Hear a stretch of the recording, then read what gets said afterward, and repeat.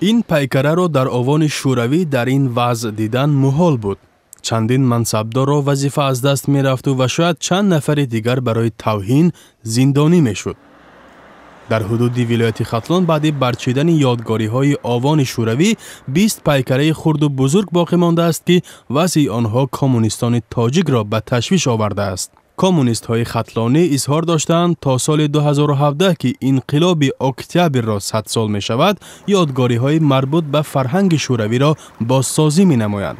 با اندیشه آنها این بخش از تاریخ است و به آن با احترام باید بود. برخی از شهروندان نیز به این فکر آنها راضی هستند. حاضر ما باید را اعتراف میکنیم، در رادیوها در تلویزیونها گوش میکنیم، همه آدم‌ها را باید میارن، ما هم باید میاریم که مثلا سالم اینقدر خدمت کرد در مثلا در دولتی که جنگ کرد با دولت‌های ما، یا که لنین مثلا سبکی آورد بر خلق کارگر دهقان، او تاریخ ما فراموش نکنیم.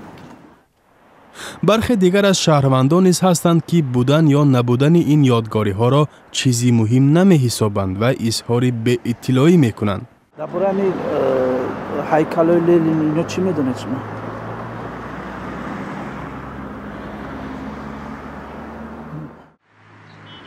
مشاهده کردیم اساساً پیکره های چهره های ایدئولوژی آوان شوروی وضع ناگوار دارند.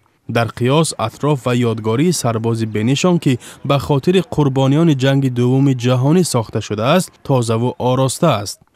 کمونیستان تاجیک در پی دریافت مبلغ ضروری برای ترمیم پیکره های داهیان خودند، اما طبیعت اثر خود را روز به روز به این یادگاری ها می افزاید.